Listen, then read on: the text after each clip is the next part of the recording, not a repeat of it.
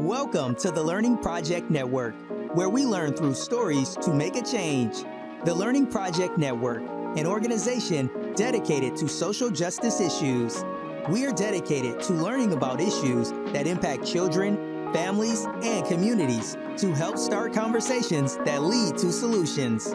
We believe that through storytelling and peer support, individuals can better understand how experiences lead to outcomes. Hey everybody, it's Stephanie with the Learning Project. I'm back again with another great podcast. You guys, I am building on to our Girl Get a Doula podcast series, and we're going to be really talking about different types of diseases or things that are impacting the body. I think this is a great conversation to talk about because so many of us are talking about why are Black women dying during childbirth, but we don't really dive into like the risk factors and why people are really suffering and dealing with what they're dealing with. How do they get help? Where do they go? What does this experience look like? And what should we do? So I have here Keely. Let me tell you the story, y'all. You know how I am. I'm on Instagram. And I was like, okay, I am looking for somebody that's really sharing some great content about sickle cell anemia. And Keely popped up. And like, let me tell you, I have just enjoyed everything that you put out. It's just simple, it's straightforward, and it really connected with me because I know very little about sickle cell anemia. My husband has the trait, my mom has the trait, and one of his cousins has the trait. So I know people around me, but I really don't know how this impacts the Black community. And I want to bring this information out, not just in a medical kind of square box, guys, but I want to talk about lived experience. I want to have somebody that has a voice in this community and really is doing something in their community that's absolutely amazing. So welcome, Akelia. I'm so glad you. Thank you. Thank you so much for inviting me on. Yes. Well, tell our listeners and our viewers, watchers, all of them, who you are and a little bit about you. Okay, so I'm born and raised in Montreal, Canada. And I don't know why my parents decided to come to this cold environment, but I'm here, 30 years old. I started a page called Sickle Cell Patient Care, originally with the thought of starting a nonprofit because I saw a need in my community to create care packages similar to how a lot of local organizations form care packages for those recently diagnosed with cancer. Frequently, people with sickle cell anemia go to the ER or need medical care on a whim notice. They don't really have much time to prepare. And then if you don't have somebody or a caretaker who can go back and forth and get all your necessities, your toiletries, change of clothes, etc., food, then you're left with almost nothing while you're in a long, extensive hospital stay. Usually, I go to the hospital and I'm prepared. I have a bag packed. I can sense what we call a pain crisis coming on, and to the point where I can't bear it no more. But there was one time a couple of years ago where I was on my way to work.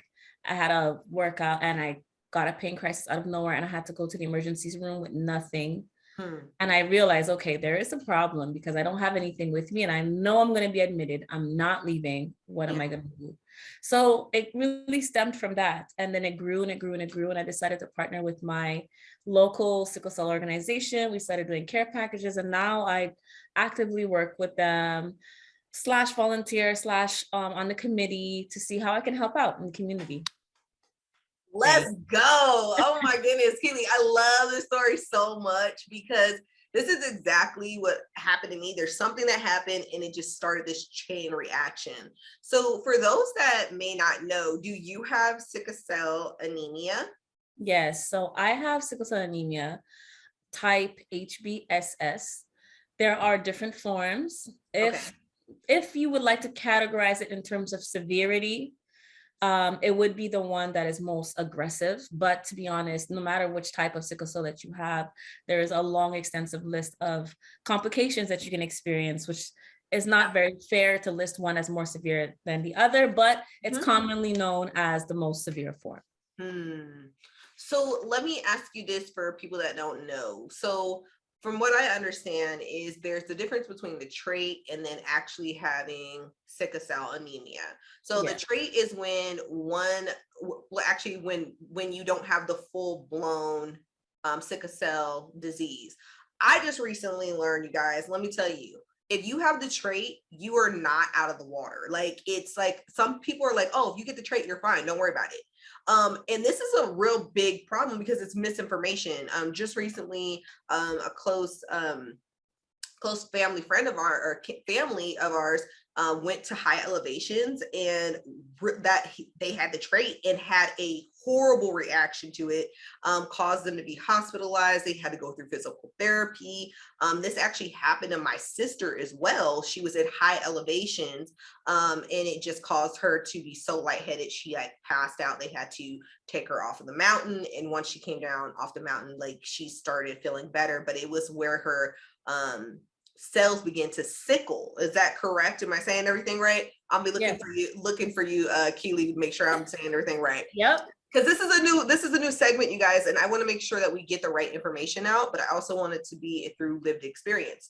And so for those that have the trait, you need to know that there are things that can happen to you that you may not even be familiar with, because it may be something that's the first time you've ever experienced it, or even thought that it could possibly be your sickle cell trait that's causing issues. So there's two different ones: sickle cell trait and sickle cell anemia. This actually impacts the Black community at a very, very large number. We're going to have some statistics that are going to be in our show notes, you guys, so you can check it out. But I want you to tell us a little bit more, Akelia, like, when did you get diagnosed having sickle cell anemia, and like, how did you find out you had it? Well, it's something that you're born with. So how you get sickle cell disease is the actual umbrella term. Sickle cell anemia is when you have type B HSS, like myself.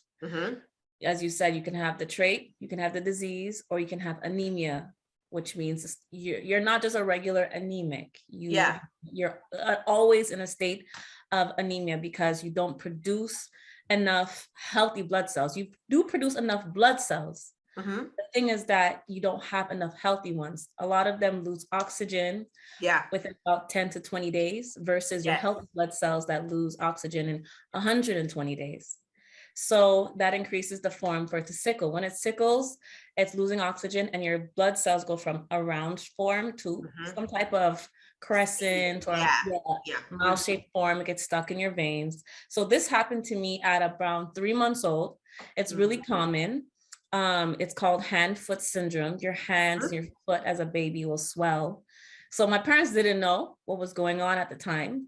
At that time when I was born, they weren't screening for this. Nowadays, usually they screen for this at birth, but they weren't screening for this. So they brought me to the hospital, and after countless tests, they tested both of my parents, and then they found out that I had sickle cell. So them too, they didn't know they even had the trait because it wasn't discussed to them. And obviously they got it from their parents too. Yes. One of them knew they had the trait. I spoke to my grandparents, and only one knew they had the trait. The rest of them didn't know. So that's the thing. When you have sickle cell trait, it still impacts your offsprings. It can still impact your personal health. A lot of times people with sickle cell trait, they don't really think the certain symptoms that they're feeling has anything to do. I have to remind my parents all the time, remember, you have sickle cell. You think, oh, I'm feeling these pains, so I'm feeling this, or I'm tired, or I have freaking headaches. I'm like, yes, you may not feel as much severe symptoms as I do, but you still have sickle cell. You still have to note that. And even some of my siblings have the trait, some don't. Some have the trait. I'm the only one with the actual disease. And one of my siblings, the youngest of the bunch, he experienced a pain crisis a couple of years ago. So it is possible, obviously in extreme conditions, but that's how I found out. My parents found out at 3 months old. And from there, it was just, figuring out how to deal with the disease because they really didn't know much about it. What are some of the symptoms that people feel when their cells begin to sickle? Tell us a little bit about that. So the most common thing that you'll hear people say is pain crisis. Other diseases will call it an episode or a flare up. but for people with sickle cell, it is deemed a pain crisis. So think of anywhere where your blood flows, you can have a pain crisis there. Which is Wow. your whole body, right? So sometimes some diseases focus on a certain part or a certain organ or certain limbs. Sickle cell disease could affect anywhere. So you can have a pain crisis in your foot, in your joints, your back, in your leg, in your head, anywhere. And it's severe on, I forgot what it's called. I think it's called the McGill pain scale. Don't quote me on that.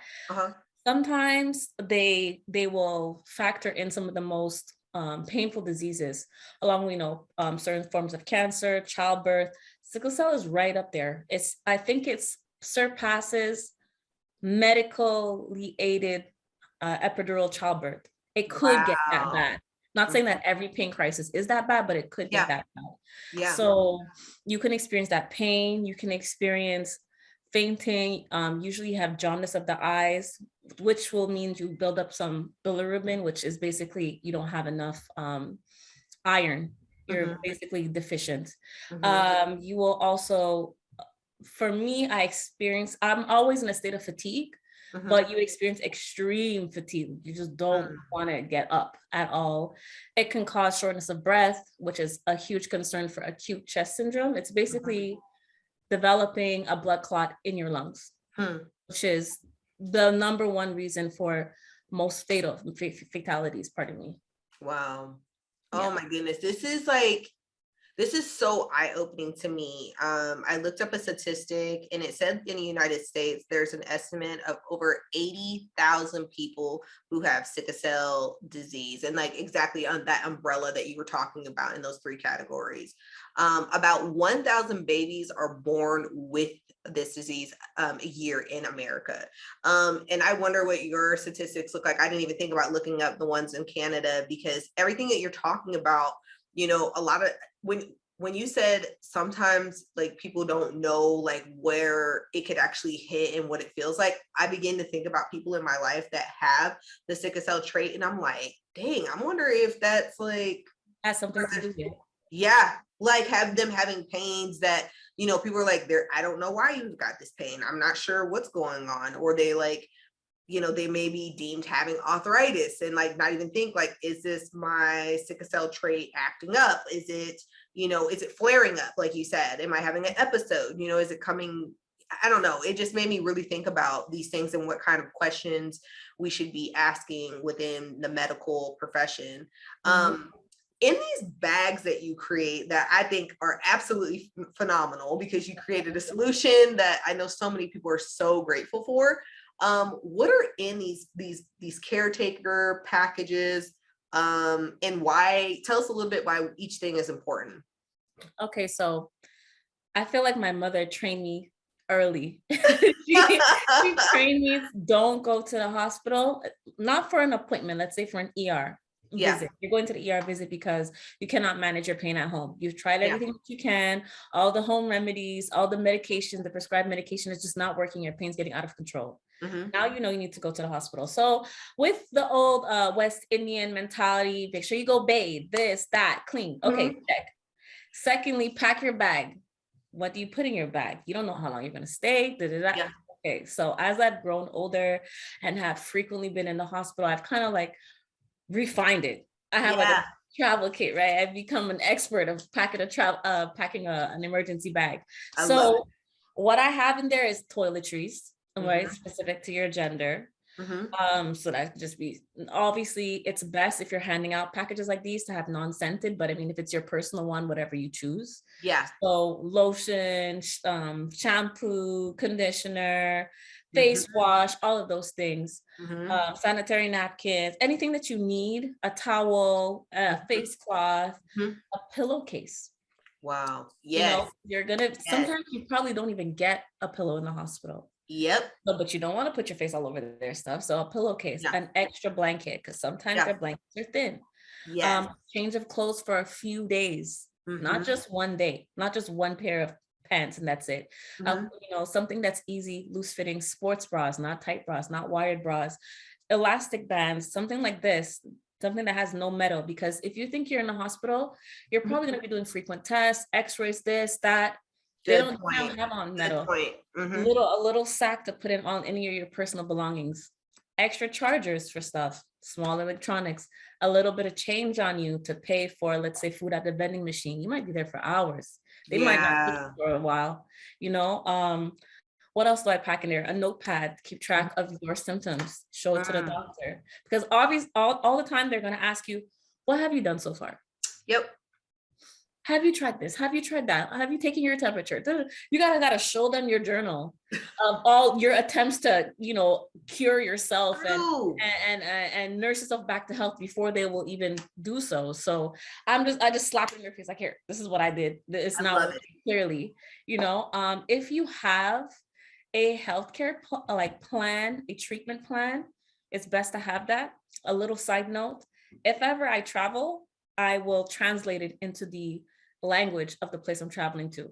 So and I'll look up hematology hospitals in the region that have hematology departments, because you don't want to go to a hospital that doesn't have a hematology department. They're not going to know how to treat you. Even if they don't have a sickle cell ward, if they have a hematology department, chances are you have a better chance of treatment. Your own medication, I bring a lot of home remedy stuff. So like pain rubs, Bengay, this, that, Band-Aid, stuff like that. Things that bring you comfort. A CD, like back in the day, CD, or iPods now. Anything that brings you joy too, coloring books, nail polish, this, that. Usually not nail polish because they're doing tests again, but anything that brings you a little bit of comfort is what I pack in that bag. I love it. An extra water bottle, a reusable water bottle, your favorite juice.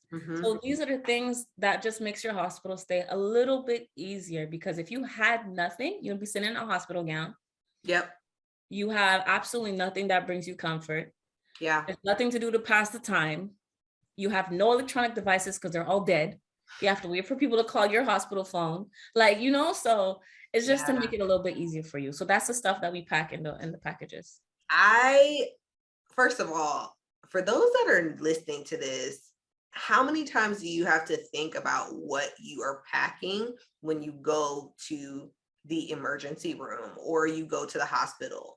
Like, I don't even think about that. Like, I'm like, you know what, I'll just go to the ER and be going home and don't worry about it, and if they make me stay, then I'll stay and then I'll come back or something like that. Like, you don't even think about like how your body can alter your whole life, and a lot of people don't get that. And like, you sharing your experience and you sharing what is in that bag and why, that really brings a huge amount of clarity for me, and a reminder to me that we still have a lot of work to do within the healthcare field, and really understanding like, what does it mean to build support? What do you feel like the medical community can do better to help support people who have sickle cell trait disease or anemia? One of the list is endless. One of the very first things that comes to mind is, as we know, there is this epidemic with opioids right now. This abuse of opioids. Yes, big time in my community right now. Yeah. So if you think about it, this epidemic that we have, it is for those who use these opioids for recreational use majority of the time and abuse it. However, what was the purpose of these medications? It was made for people who are suffering from chronic illness or major injury, surgery, things of that nature. So why is it that the people who these drugs are made for are discriminated against? A lot of people who have chronic illness, such as sickle cell especially, are deemed drug seekers. They're not believed. Wow. All the time they'll be in pain, and they want to give you a lesser dose than you have prescribed at home. If I came to the hospital and I'm prescribed 2 milligrams at home, and I'm telling you it didn't work at home, why are you giving me 1 milligram? Obviously, this is less than I take at home and I'm here now. Or why are you not giving it to me at all? Why are you sending me home? Why are you discharging me? Why is it taking so long? It is meant for people who have this condition. So why is it so hard for me to get access to it? you know, and the longer you are in a pain crisis, specifically for sickle cell, the more damage is happening to your organs. So in order to alleviate your body from going under all that stress, you need to take away some of that pain. The way you take away some of that pain is from the medication. If not, it's the longer you decide to stay home and endure a pain crisis that's not getting better, the more damage you're doing to your body, which a lot of people with sickle cell would rather tough it out at home. And I am guilty of that. I'm going to tough it out at home as long as I can. I could tough it out for a week, for a day, you know, before I decide, okay, it's too much. It's not getting better. Let me go. Because aside from just the physical, like how you said earlier, it disrupts your life. Yeah. Before you even go to the hospital, I have like a checklist that goes on in my head. Really? Do I have food? Is the house clean? Can my caretaker, whoever that person may be, mother, friend, this, that person, do they have time? Can they bring me to the hospital? Am I driving? Am I taking a taxi? If I drive, where am I going to park? You know, what happens to my car? What about work? Do I have enough sick days? Do I have days off? What about school when I was in school? My assignments, I have to reach out to my teacher, this, that. Do I have enough medication on me? Did I really try everything? The list goes on and on and on and on before you even make it to the hospital door, before you even make it to the emergency room. So the discrimination against those who need the pain medication is number one.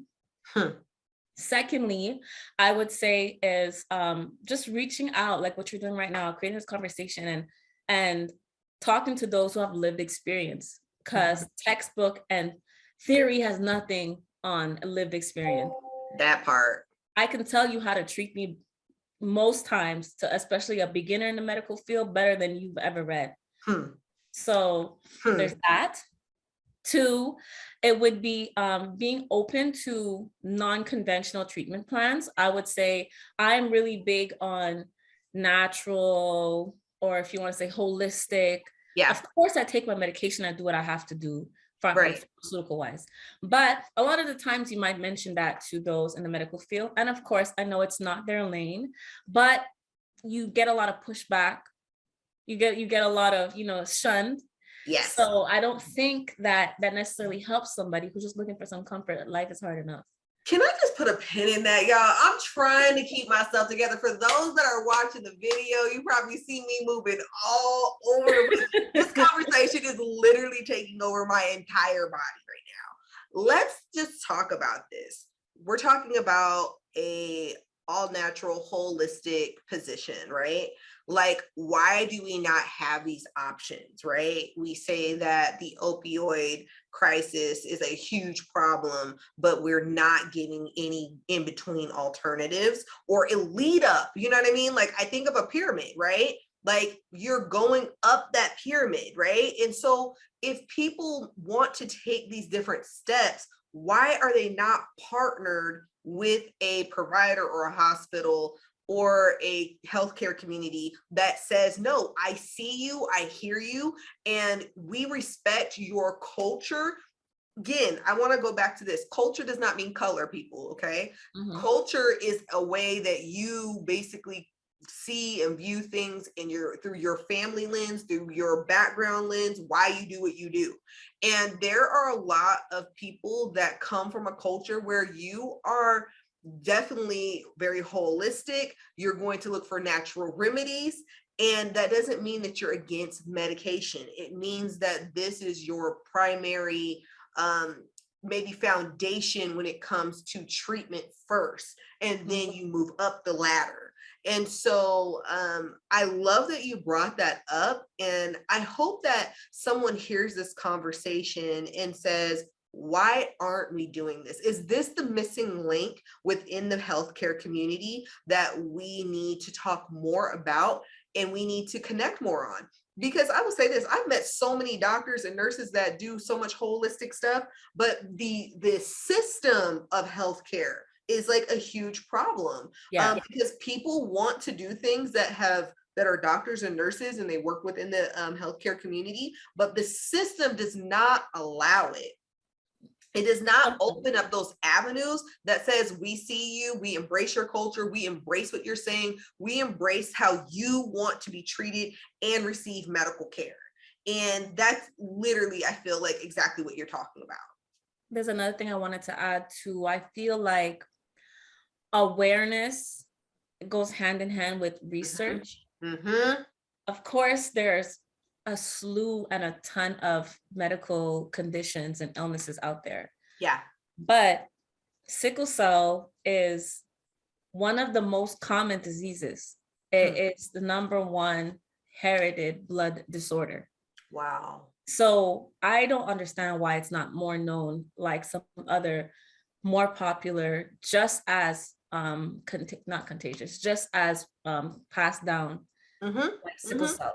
Yeah. If it is more, if there's more awareness behind it, there will be more research funded. There's not enough. It's really not enough.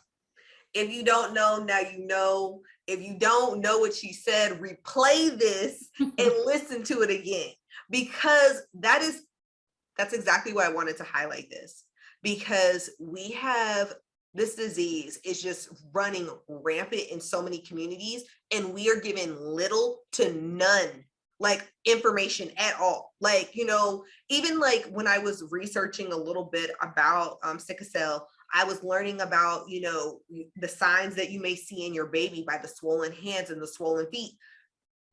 There may be people that are like, oh, my baby's just chunky, or, you know, they might need, or they might just be, you know, maybe they're getting too much water weight, you know, and that's real popular in the Black community. I don't know about that. The water weight's real. They'd be like, yeah, girl, you got water weight. That is not water weight. There's something wrong, girl. There's something wrong with her legs. Don't be telling her water weight. No, even over here, they will, as I said, back in the 90s, 80s, anytime prior to that, they were not screening for sickle cell. Now they screen for it, but they will not advise you unless you have the disease.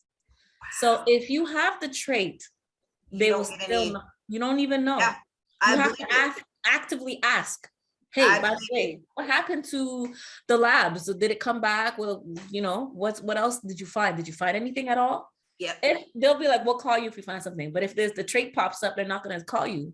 Can I just talk about that phrase just real quick? We'll call you if we find anything. Like, that to me is just so distant. Like, it makes you feel like you are not a person. Like, if there's something really bad, we're going to call you. And then what does that do to your brain? Every time your doctor calls, or every time your nurse calls, or every time the office calls, oh my gosh, there's something wrong. You know what I mean? No, you know, like it sets up this like impulse of like, oh my gosh, like almost like a trauma response, that fight, freeze, or flight. And I'm like, we've got to change that. It can't be like, you know, we see the healthcare community against us, or we don't believe the healthcare doesn't, you know, doesn't embrace what we're saying. We need to really tear down this whole conversation and look at the gaps. And exactly what you just said is a huge gap, which is we are setting up ourselves for failure in the healthcare community when we don't have real conversations with people about what's going on with them, regardless if something is going on or not. Have you heard of sickle cell? Let me tell you a little bit about it, because you might know somebody that has it. These are the things you want to look for. My husband, luckily for me, my mom was like a huge medical like TV watcher. Like, my mom would have a bowl of popcorn, we would be watching ER, and she'd be like, yep, girl, like you would think she's like a surgeon. That's me. Everybody calls me, so I'm feeling this way. What should I do? What are these symptoms? Am I okay? I'm going to the hospital. I need you to come with me. That's me. That's everybody. I'm about to put you on speed dial. I'm putting you on speed dial. I'm telling you. Like, I used to think I was a doctor. I'd be watching Grey's Anatomy, and I'd be like, oh my gosh, I know what this is. I see this on Grey's Anatomy. Like, you are not a real doctor, Stephanie. But let me tell you, you know, because my mom had watched so much of medical shows, and then she knew she had the trait, she talked to me about the trait. She was like, hey, if you marry somebody or you have a child with somebody, you need to ask them if they have the trait, because if you have a child with them, this could happen.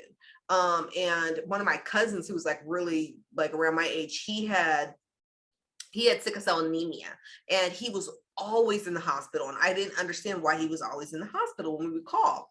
And so, make a long story short, I meet my husband, and I'm like, hey, you know, we dating, so I got to ask you a few questions. Like, I got to pull out my whole medical checklist.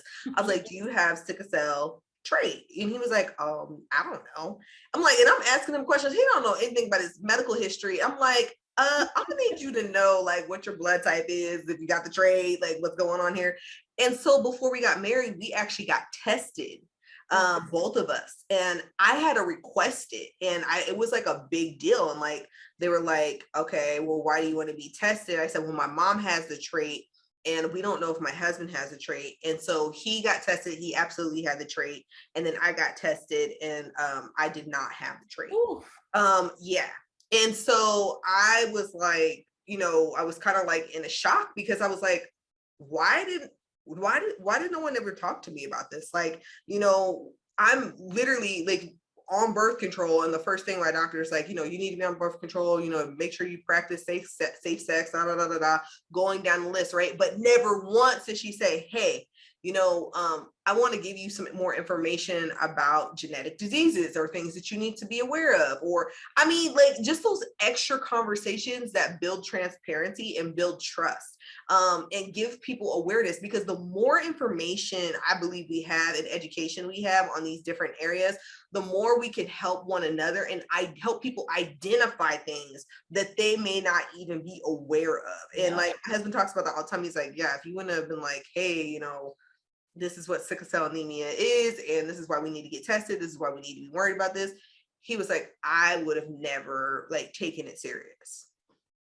You never know until it hits home. Say that again. Say that again. God forbid it would have turned out differently. Yeah, it's true. And it's true. And the weird thing with him, he's allergic to the sun. And he's had like, I know, like the one Black man that I could have married in the whole world. I always tell him his daddy's Count Dracula. His daddy's not Count Dracula, but he cannot, like, he burns in the sun. Like, we had to like get like third degree burn cream for him. Like, it's insane. Like, yeah, it's insane. Like, he has a condition called Euler trichoteria. And so basically in my area, like basically they told him like, hey, there's really nothing we can do for you. Just wear long sleeves or buy some snow gear. He's like, I said, you are not walking around with snow gear. That is not what I signed up for. We ain't doing that. But the point is that I'm making, you guys, and I hope you hear the conversation that we're having, which is we need to have more options and we need to have better education. Early intervention, being able to tell people like, hey, this is something that could impact your family or impact somebody that here's some more information that you can access. And also too, and not just assuming that people are going to read like just this long, like all these packets and stuff like that. People, I hate to say it like that, like they don't always receive information like that. So maybe how we diversify information or provide information needs to be given in different formats, and make it more electronic and being able to hear the content or even be able to see the content moving around so that it's interactive, so people can gain that understanding and knowledge of how they can better protect themselves and help others as well. What I would love to see, because there is a Sickle Cell Awareness Month, which is September, and there's a Sickle Cell Awareness Day, which is in June. Okay. You know how there's certain times of the year where there is big campaigns, it's just smeared everywhere for illnesses. I would love to see sickle cell on that grand scale one day, where like the whole city, whole world's like painted, because the actual awareness ribbon is a color burgundy with sickled cells in it.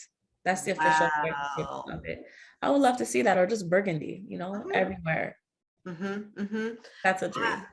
Oh, girl, we gonna have to like figure something out, y'all. I don't know who's gonna be hearing this podcast, but you will absolutely, I hope you will be inspired by this, because so many people, again, are dealing with sickle cell anemia or disease or have the trait, and there are no resources whatsoever.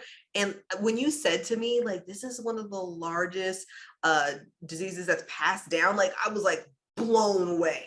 Like when you said that. It is. It's so common. And it does not only affect African Americans. Yes. It doesn't. It does not only affect people from African descent. Yes, primarily but it does not only come from there. If I'm not sure if you knew, actually sickle cell is like a mutation form of the blood, as we know, but it started off as like a mutation and adapting to malaria that is derived from the Nile River in Africa. What? So it was sort of the body's way of helping you prevent being a fatality if you caught malaria. Wow. However, so there's a misconception that if you have sickle cell that you're immune to malaria. No, you're not immune.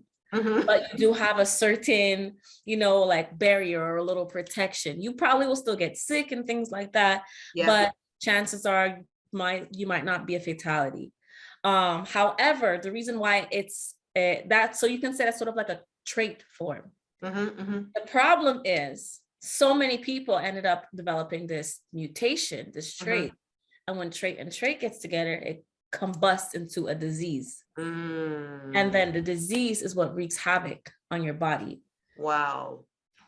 Thank you for breaking that down, Keely. That's powerful. That is super powerful. So are there any other recommendations that you would like to make about, yes, tell us a couple more. What I do personally, I remember, I mean, this is my personal experience. I've been on medication my whole life. Okay. So, and when I tell people just the regular medication that I take, the vitamins that I've taken, the narcotics or opioids that I've taken, people can't believe it. Most people have heard of codeine before. Yeah. Or heard of morphine before. Those are not strong enough for me. I've built up a tolerance. I used to take codeine as a child. I used to take morphine as a teen. And as an adult, now I take Dilaudid. There's so many other ones, but I take Dilaudid. Mainly, which is pretty strong. They tend to give children a lot now too fentanyl, which, oh my God, everybody thinks it's such a bad disease. Yes, it's powerful, it's strong, but it's meant for people who are dealing with certain types of conditions. Yeah. Not the recreational use that is abused, right? So when you hear these drugs, when I tell this to people, there's a shock. Oh my God, you take that? Wow, that's crazy. I'm like, yeah, I understand. But that just puts into perspective the type of things that I have to deal with and go through and still continue on my day to day. I can take a medication and you or a coworker or a colleague may not even know because I've kind of found a way to sort of cope until maybe I've just taken a certain dose or too much. And then, I kind of have to like relax and step back a minute. But on my regular day to day, I developed a vascular necrosis arthritis. That's one of my biggest personal challenges. So it seems to be spreading from one joint to another. I've had a hip replacement already before at a young age. Wow. Which is not for life. So thankfully it's still in good condition, but eventually it will have to be redone. Potentially on the other hip, in my shoulders, and hopefully it doesn't continue to spread, but it's just looking like that's the trend. Yeah. So when I was in the peak of arthritis pain, I was taking medication all the time because it was unbearable. And a lot of the times I'd be at work, I'd be at school, I'd be amongst people. They just didn't even know that I was on these medications because I was able to master the form of hiding the pain, coping with it, and carrying on. So there's that. But I got to a point where I was tired. I was tired of taking medication all the time. So I decided I'm going to take the summer off. I decided to do it in the hot months, not the winter, because the winter, the cold weather is a trigger. Yeah. It's like we're talking about that high elevation. Yes. Cold water is a trigger for me. A lot of people, alcohol is a trigger because it dehydrates you. Physical exertion, exercise when you're pushing yourself too much is a trigger. So there's a lot of things that are triggers for you. And I decided to take the summer months off. I stopped taking all prescribed medication and I decided I wanted to go holistic. Wow. I'm going to do my research. I'm going to figure out how I can help myself. Of course, I went into many little flare-ups or pain crises. None, fortunately enough, that landed me in the hospital, but I wanted to find ways, like how does my body cope without medication? Yeah. What vitamins can I take? What exercises can I do? What lifestyle changes can I make? Yeah. So what I've done personally is I started juicing regularly. Mm-hmm. I don't really like fruits. I know, oh my God, everyone's gonna kill me. But I don't really like fruits. I love vegetables, but I don't really like fruits. I started finding a way to incorporate, nutrients that I needed into my diet. So I'm like, okay, I don't like eating them. Let me drink them. Yeah. So I started juicing regularly. I started exercising, finding forms of exercise that worked for me. Because I've done trial and error and I went too hard in the gym, crisis. I did this too much, crisis. I tried to run to crisis. I was like, okay, wow, what can I do? So I had to find my middle ground, which was stretching, yoga, high intensity interval training. So I'm not spending 2, 3, or 1, 2, 3 hours in the gym. I would dedicate 30, 40 minutes. Knock out. I'm not gonna be doing this forever, Right. I tried, skipping rope, hula hooping, things that are fun, or just like, running around on the court, playing ball, things that were enough for me to get moving and get my heart rate pumping, but not too strenuous. So with training and stuff, I have done it, but most of the time it's not that great for me, because once I start weight training, I want to go heavy. I have this tendency, I want to go heavy, I want to lift heavier, and the heavier I lift, no, it causes those flare-ups. Yep. Exactly. So it's not for me. So I decided, okay, let me try other exercises. So there's that. Also, everyone's going to say this and everybody should do it, but cutting out the stress. Cut out the stress. I've grown old and I realize now what is stress. And I know people used to always say that, oh, stress. I never found that stress was a trigger for me when I was younger. Yep. But now I can literally feel the impact it has on my body. My back hurts now. My joints are hurting me. Like I'm feeling the changes physically as you're stressing me out. So I have to cut you out of my life. You're too much. You're gonna put me in the hospital. I cannot deal with you no more. So cutting those things out, finding a happy place and medium. I would just say move, exercise, find your holistic balance. I really advocate for that because it helped me. I went back on my medication after the 3 months that I took off, and I asked my doctor to compare my blood samples. It really wasn't that far off. Wow. So I was able to manage.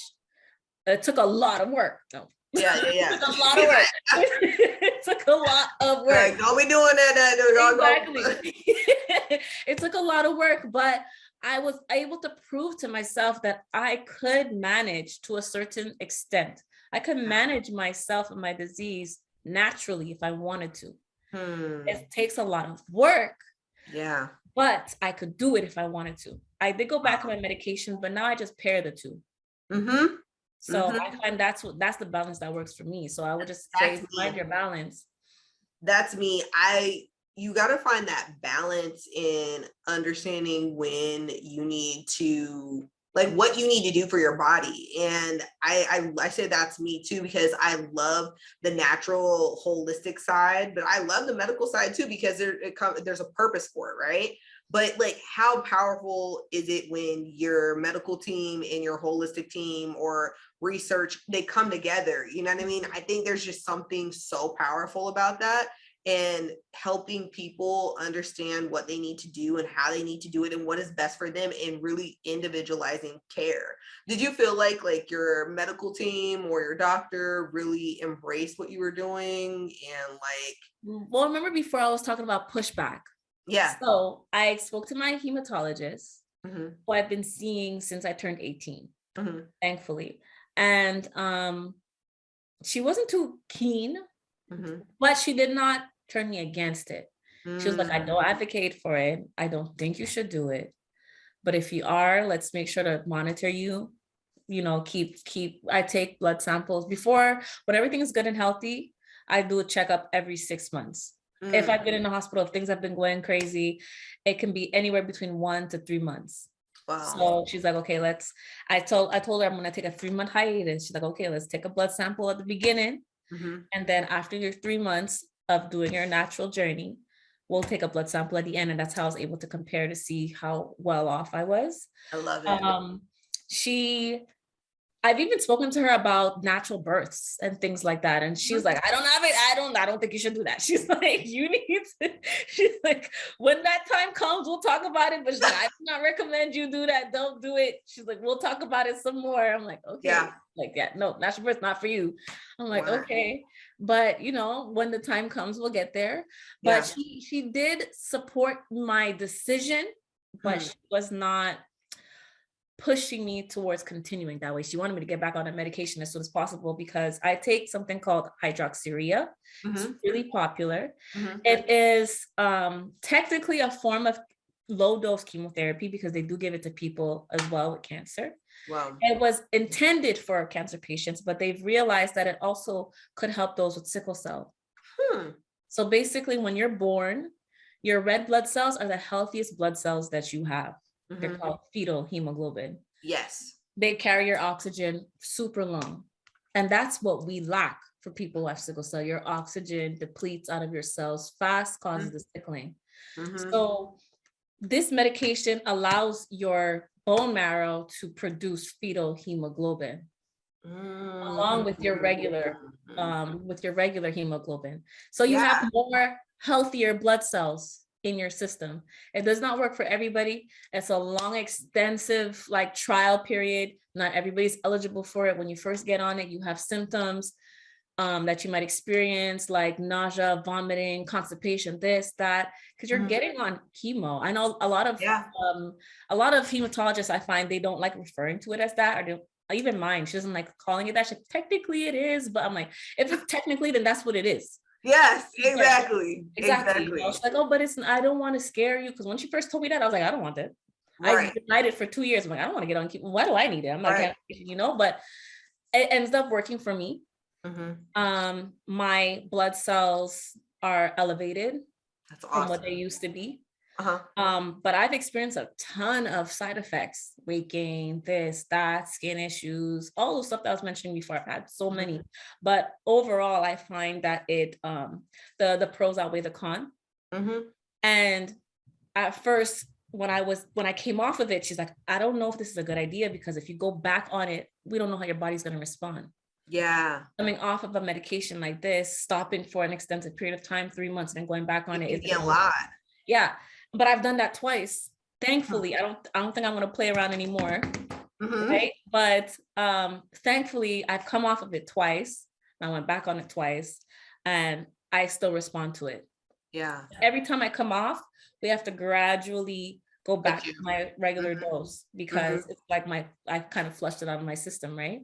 So there was that. And she wanted to also put me on this baby aspirin trial, to help with, thinning of the blood. So hopefully I don't have any blood clots, because anybody with sickle cell as an elevated risk. Also, if you are on birth control and have sickle cell, you are not necessarily because I'm on it, but you are at an elevated risk of developing blood clots. So there's all these things that she had set up for me to take. And then here I am telling her, I'm stopping. I'm not going on this no more. Like, I don't forget it, so she wasn't happy. She was concerned, but she did support my decision. Wow. I really commend your doctor for working alongside with you on that and taking that journey with you, you know what I mean? And I commend you for taking control of your health and doing what you're doing and really helping people, sharing your story, creating resources. Where can people find you? If they were you know what, I want to dig so much deeper in with Keely and learn more and support even, where can they find you? So Instagram is mainly where you're going to find me, at Sickle Cell Patient Care altogether. Also on Facebook, same thing, Sickle Cell Patient Care. And most recently, I will be working some more with the local sickle cell organization here. The name is in French though, so for any francophones who may be listening, it's called Anemia Falciforme Société Québec. So I forgot to mention, I also speak French. I do not speak French. I wish I did. My sister Keisha, she speaks French. Like she she used to be fluent. My dad is his family's French Creole, and so they spoke some Geechee and some French and all that stuff. So my sister was really into it until she was very well diverse in French, but I did not get that. I should have stuck with it. That's awesome. Listen, they say those who are bilingual, you gotta use both sides of your brain at the same time. I can tell I'm only using one side right now. Like after this baby, I'm like this side only. Yeah, so that's where you can find me, mainly on Instagram. But I'm hoping to branch out and be more active. I already am active, but to be more active be more. That's the goal this year. Oh my goodness, this has been like so good for me. Like I really hope you guys enjoyed this segment because I wanted to bring something during Black History Month that really reflects our community. I've been doing a lot of stuff focusing on health, and I really wanted to have this conversation. And I'm so glad that you decided to partner with me, Keely, on this and just have the conversation. What's the one last message of inspiration that you want to give to our communities as we close our podcast out? I would say be more kind to one another. You really do not know what somebody's going through. And most importantly, those with invisible illness, you have to be kind to them, especially because you cannot see the sickness. And that's what leads to being them mistreated and overlooked. Not every disability is visible. Not everybody will bleed. Not everybody has a limb missing. Does not mean that they're not sick. But even though they're sick, treat them like you would anybody else. Because once people find out that you're sick, they like to prejudge you, demean you, look over you, look past you. So please be kind. Be mindful that not all disabilities look the same. And once you find out that they are sick, still treat them kind. Y'all, if you don't know, now you know. I don't know who needs to hear this message today, how this can bring more value to your community. But let me tell you, I would love for you to share this. I always tell you guys, don't give somebody flowers, don't give them candy. Send them a podcast, send them something that's going to feed their mind, body, soul, and spirit. And guys, until next time, thank you so much for joining me here at the Learning Project. Kaylee, we've got to do more work together. I feel like we're just so connected, and I just love our podcast today, and I hope you guys enjoy it just as much. Until next time, see you guys soon. Bye. Stay tuned for a short bonus question. You don't want to miss this. So Keely, one of the things I wanted to ask you is, how has sickle cell impacted your career, like where you work and how you maneuver in these spaces? Oh my goodness. So if we start off on the education side, leading up to the career, in school was the toughest for me. Really? Yes. So even in elementary, imagine growing up, being a kid, wanting to play, wanting to do this, and you have your limitations. Always in the hospital. Then in high school, things start to get catty. Rumors start to spread.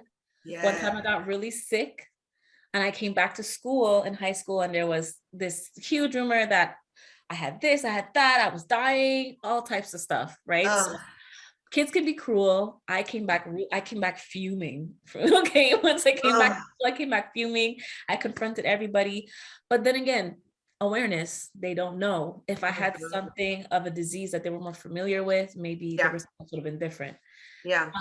Past secondary education, let's say college, university, that was so tough. I went to college. At the same time, I studied at most of my friends, but by the time they were graduating, I had only completed half. Wow. So I dropped out. I'm a college dropout. Yeah. You fine. You still smart. But I made it a point to myself, I was going to go to university. Over here in Montreal, it's a little bit different than everywhere else. In Montreal, you have to go to college before you can make it to university. So you can't just bypass, or you have to wait till you're 21. So in Quebec, I decided to drop out when I was like 20, I believe, 19, 20. I decided to just work for a year. And then I went back to school in university and I said, no matter what, I'm finishing school. My program was 3 years. It took me 5. That's all right. That's all right. It took me 5 because repeatedly hospitals, this, that, delays, this, no, not going to school for a semester, going back. But, so I was like, I don't care. There was so many times I wanted to give up. So many times, this is too much. I can't do it. Yeah. About being in the hospital and you're trying to complete midterms. You're trying to do this. After you came back home, you have to catch up for your 3 papers. Plus you have your finals coming up in 2 weeks. And midterms, I would always, and midterms are right on my birthday. I would always get sick. Always get sick. Almost every fall semester. Then now starting work. Oh, I've gone through some experiences. So some of them good, some of them bad. I've had some amazing bosses who were understanding. Funny enough, usually are women who are more understanding, more lenient, more willing to work with me. Yeah. Superiors sometimes, like let's say if you miss a certain amount of time, instead of giving you just 1 paycheck and then for the next 2 weeks you have nothing, they'll kind of split that paycheck in 2. Wow. So yes, you might not get a full paycheck, but at least you're not left a half of the month with nothing. Yeah. Or some people that will let you use a little bit more sick days, or they'll just give you an extra day's pay, or something like that. Or they'll kind of like divvy up your shifts. And when you come back, you can start part-time instead of going straight back full-time. They'll take off some of your responsibilities. I've had some really amazing bosses that way. I've also experienced some things. I'll tell a story. One time I started a job at a bank. And I was fairly new. I was still on probation within my 3 months. And I got sick unexpectedly, ended up in the hospital. Obviously, I notified my supervisor, my superior. Yeah. I let him know. And I always think to myself, if I could not advocate or talk to myself, God forbid, I end up in that type of situation. Yeah. What happened with my job? My mom, my friends, they don't know my boss's number, so I always make sure now a point to write it down. I have my own little medical file that I've created. And every now and then I update it and I send it to my closest friends and family. It has my entire list of treatments. I love it. Contact my doctors, my boss, my emergency contacts, everything. Yeah. In there. So when I go on vacation, when I'm going on a little getaway trip, or just if I had a new procedure, if I had a new surgery, I just update that file and I just send it out to everybody. Yeah. I love it. I love it. I created that off of this experience that I'm mentioning now, because I was in the hospital. It was the number 1 worst hospital experience I ever had. It was not looking good. It was getting scary. Almost a few years ago. And I was in hospital for 2 weeks. I know there's some people who've been in hospital longer, but that's the longest I've personally ever stayed in a hospital. 2 weeks was extremely long. Usually I'm used to being there a couple of days, max a week. 2 weeks was extremely long for me. And it was not looking good. It was just going downhill, downhill, downhill. Wow. And while I was in the hospital that time, my supervisor apparently did not believe that I was sick. I called him off my personal cell phone, but somehow he was able to call me on my hospital phone beside my bed. So that leads me to believe that he was calling around hospitals asking for my name. Wow. How did you get my room number to call me? He called me up, asked me a bogus question about something in my locker. I was hired through an agency. The agency called me later on that afternoon and said I was let go in the hospital bed. Wow. Apparently the excuse was that attendance. And because I was hired through an agency, they can kind of wiggle around the laws. I wasn't hired directly through the bank, things like that. So I've had experiences where I've lost jobs. Nowadays, I started a new job recently. Thankfully, it's aligned with the career that I want to do. It's aligned with my education. So I'm so happy and looking forward to seeing how this plays out for my future. Yeah. But I only mention my condition personally after I'm hired. I don't think that it works in my favor to mention it beforehand. You might only just check off a box, either, well, you're a minority, or we're filling in our disability quota. I mean, hey, if that works for you, no problem. Let me take the job anyways. These are working against me at as is. So I might as well fill in that disability checkbox, but they may look at me as unreliable, a disadvantage. So I have to work twice as hard to prove my my need for the company, so that in those events where I cannot go to work unexpectedly, they understand that I'm still valuable. Yes. So that's basically how I operate. I will not mention it during the interview process, but as soon as I'm hired, like my first day on the job, I'll mention it to HR. I'll mention to the boss, listen, I have this condition, blah, blah, blah, blah. This is what happens, but I'm a hard worker. I'm willing to make up hours if I can, and whatever the case is. So, and that also leads me to being a lot more flexible in terms of scheduling and hours, because I just know my condition that at a drop of a dime, I might not be able to show up for a week, 2 weeks, a month. I don't know. A surgery's going to come up. Something's going to come up. I'm not going to be able to be fit. I maybe have to work from home. I can't go to the office. So they need me to work evenings, even though I hate working evenings. Yeah. They need me to do a little bit of overtime every now and then. Okay, cool. I'll just do that little bit of extra, because I know if I'm valuable, if I'm enjoying what I do at work, if it's a good environment, it will return in my favor when I need them to scratch my back. Yes. So I've experienced both ends of the spectrum, good and bad. Man, I love that you're sharing this story, because a lot of times we feel like, if we pour into a company is going to pour back into us. And that's the way it should be. It can't just be transactional. It has to be some type of community that is invested in people doing good, seeing them live their best life, partnering with them when they have some downs. You know what I mean? And this, I'm so glad you shared this. Like, of course, this is super powerful for educators, for business owners, for people who are managers, leaders, whatever your title is.